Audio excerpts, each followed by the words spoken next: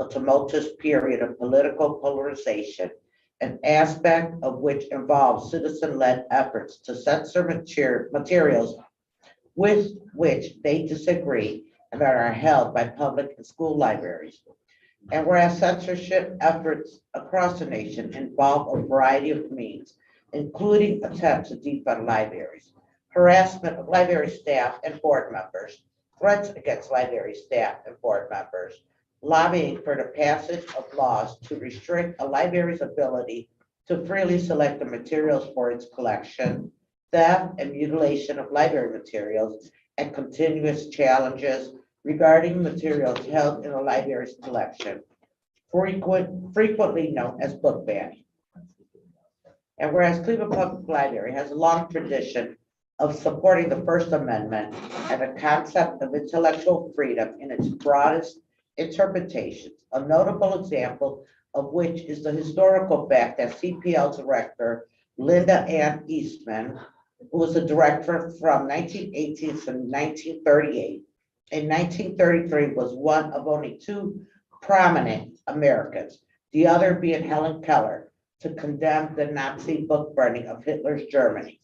And whereas the library has supported intellectual freedom and the First Amendment through longstanding observance of the American Library Association's Bill of Rights, adopted June 19, 1939, revised January 29, 2019, and the Code of Professional Ethics, adopted 1939, revised on June 29, 2021, which among other things affirm that equity, diversity, and inclusion are central to the promotion and practice of intellectual freedom, and stringently and unequivocally maintain that libraries and librarians have an obligation to resist effort that systematically exclude materials dealing with any subject matter, including sex, gender identity, or sexual orientation. And whereas the board adopt the revised collection development policy on November 18, 2021, which provides guidelines for the selection of library service materials for inclusion in the library's collections based on a variety of carefully considered criteria. And whereas this board, as duly appointed representatives of the citizens of Cleveland, authorize the professional staff of the library to build collections for the whole community according to the collection development policy. And whereas this board recognizes the First Amendment right of citizens to object to the inclusion of any work in the library's collection through the reconsideration of library services materials policy contained within the collections development policy, and the library respectfully evaluates reconsideration requests according to its established policies and procedures.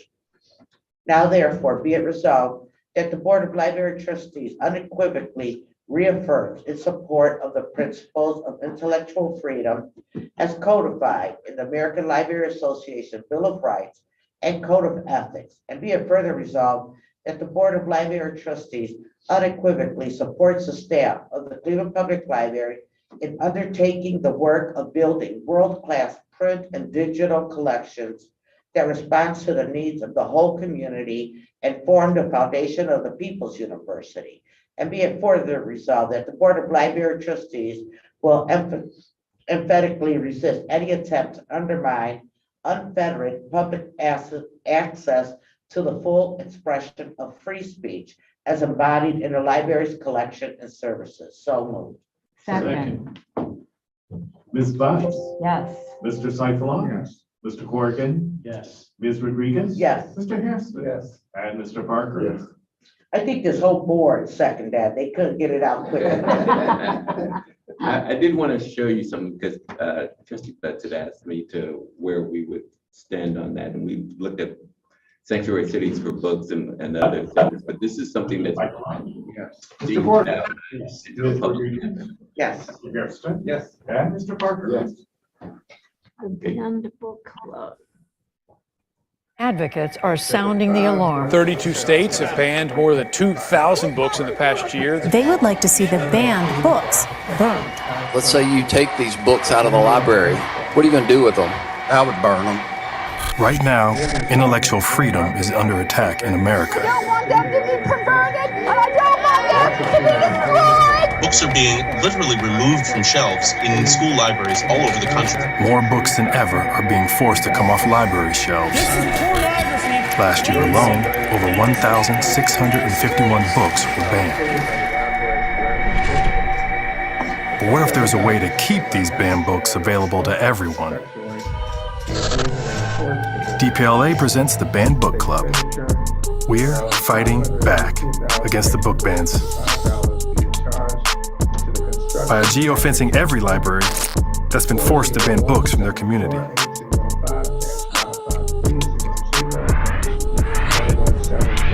And giving people access to digital copies in the exact locations they were banned.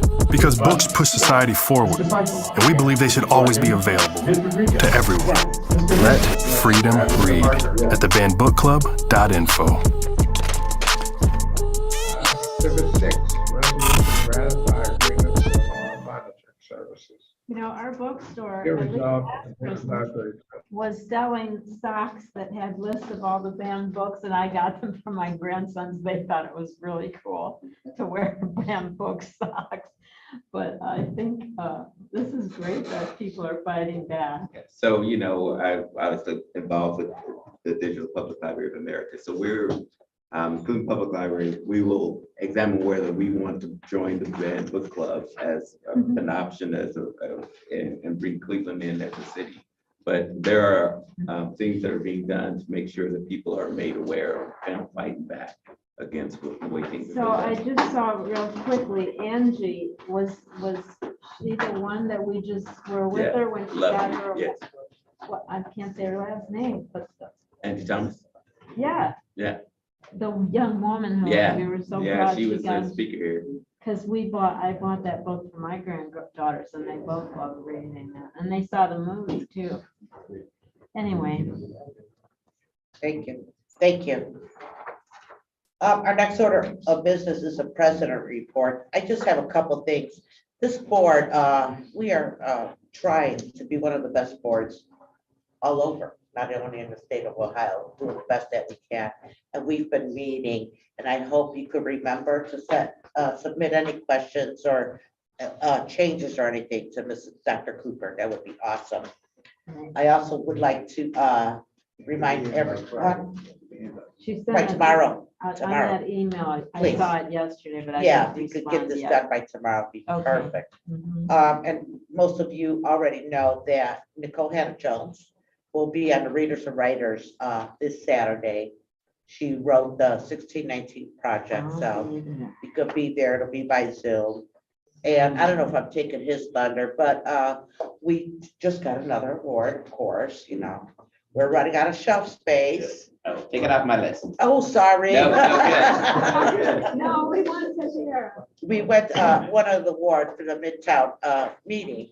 It is on West 60 East, on the East 63rd and Chester, this new building. Maybe the director could give a little bit more information about it, but they did present us an award for the Huff branch and for the art box and everything.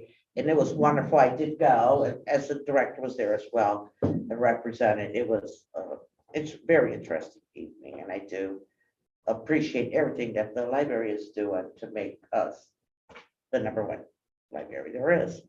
And we're gonna go ahead and move into the director's report.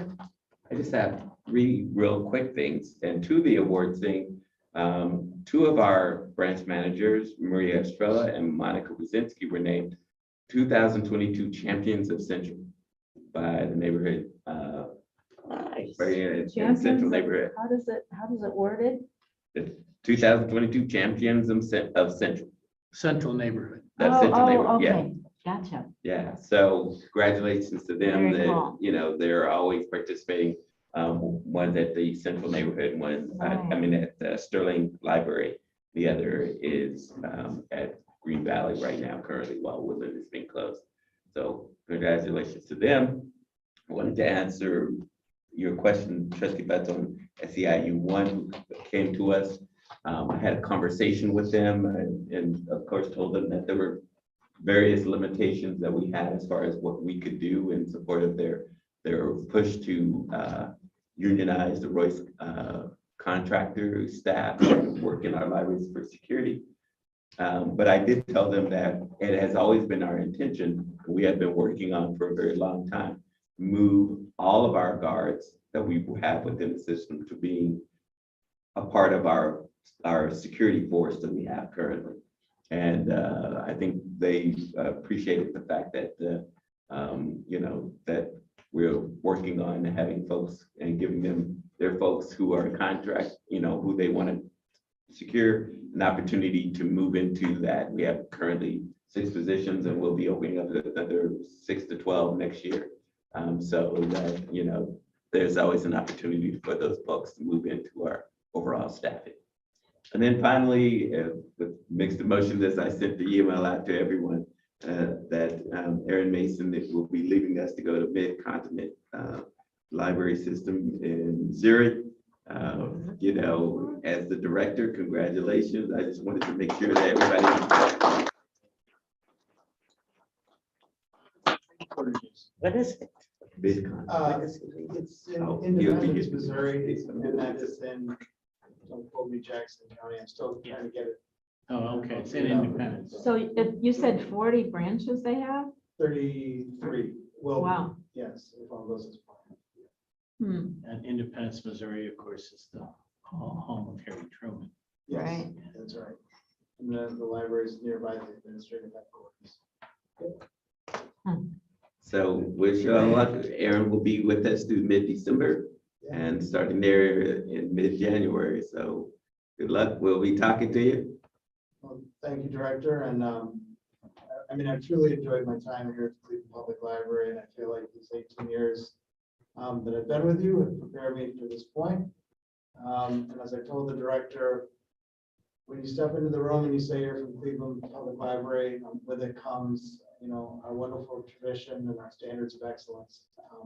So I credit our current director and previous ones for building this world-class institution and kind of getting me through the door of Mid-Continent Public Library. So I'm very excited about the opportunity, and again, just grateful for all of your support over the years. Thank you, Aaron. You're welcome. And, you know, it will continue to happen, but we have now had 10 folks since I've been here go on to be directors of other libraries. Is that right? There's been 10. And as Aaron said, it's because when they say they are from Cleveland Public Library, people will give them the opportunity, right? So, Aaron, all the best of luck. We'll do everything we can to make sure you're supported there. Thank you. And I'll see you. Aaron, don't forget that's a show me state. Yes, I've heard that. Yeah. That's every day over there. It is every day over there. It is every day. It's sad when we lose 10 good people too.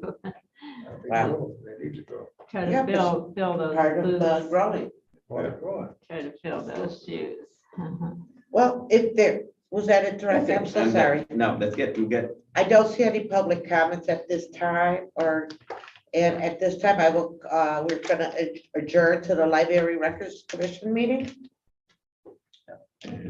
Harry and everybody's coming up and the Ms. board Betts? members. Yes. Mr. Seifel? Yes. Mr. Corrigan? Yes. Ms. Rodriguez? Yes. Mr. Hairston? Yeah, that's true. Ms. Krenicky? Mhm. I was looking at her website real quick. It's not, it doesn't look like it's used. Well, we can. No, man, you can't go. I'll bet. Huh? We can grab out nobody. I mean, I'm around, let me read. We go sell it at our bookshop. You know, these people would do that. Especially now, if we do fastest. I like this idea. I don't know. Well, I guess end of year, you know, I Kelly. would wait until they're gonna double my contribution, but I didn't hear about any such thing. I think the last time I did that was in April when you were doubling. Yeah.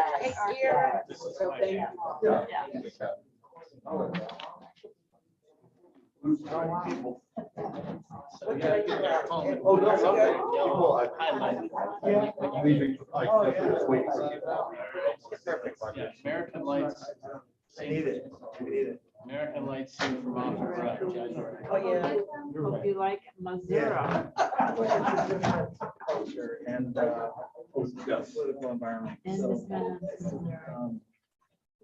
It'll be interesting. We Yeah. just need our. Yeah, but I'm excited. Everybody's been very kind. Great, great. Thanks, Aaron. Yeah, you're welcome. So the whole family's moving out there, or tell me, I want the dirt. No. Yeah, to see how you. Yeah. This year was a little more. I heard- Initially, and then- Well, maybe still have a- We'll save your spot.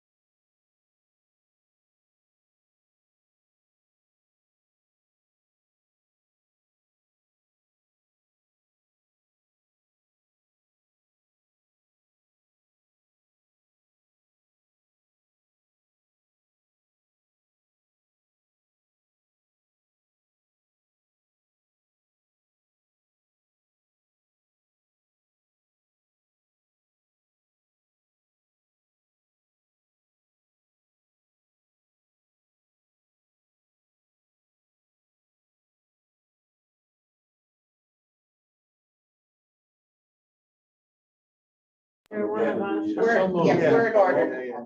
Wait, we gotta take a roll. Just, can I have your attention for 3 minutes? Just say yeah. Just say yeah. Yes, Yes, just, everybody's here. Go ahead, just 3 minutes. Sorry, Aaron. Oh, Oh, yeah, perfect. we already called the roll. So Okay. First item on the agenda is the approval of the meeting minutes from the Records Commission meeting from November 18th, 21. So moved. Second. Ms. Betts? yes. Mr. Seifel? Mr. Corrigan? Yes. Ms. Rodriguez? Yes. Mr. Hairston? Yes. Ms. Krennic? Yes. Oh, thank you. Second item on the agenda is the overview of process.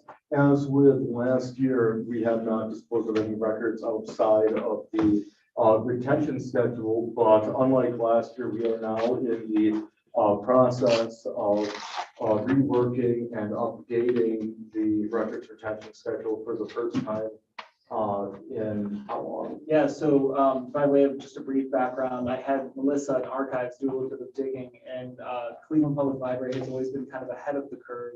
And we were adopting the records retention schedule back as early as 2002, when the state of Ohio didn't even mandate it until 2007. So we were 5 years ahead of time. And our records retention schedule was created in 2008 with some minor adjustments in 2019 or 2017. But upon looking at our records retention schedule as it currently stands, it is quite outdated. It is organized by a lot of departments that no longer exist or have been kind of reorganized at CPL. So we in the legal department think that it would be very advantageous to reorganize and reorient our current records retention schedule, reevaluate, how the different documents are stored or kept. For example, with the advent of more technology and email, some of our paper documents are no longer in use.